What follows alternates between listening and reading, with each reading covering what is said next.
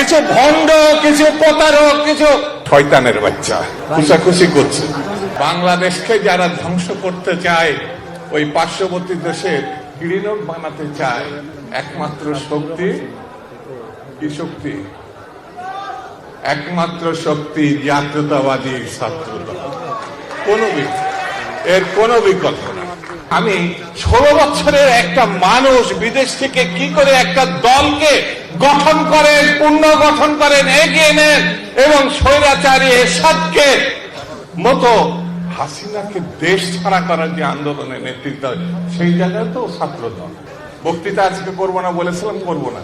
আমি জানি এখানে যারা আছেন, বাইরে যারা আছেন, এটি শেষ না। সারা বাংলাদেশের ছাত্রদল এখন পাহারা দিতে হবে, সারা বাংলাদেশকে পাহারা দিতে হবে।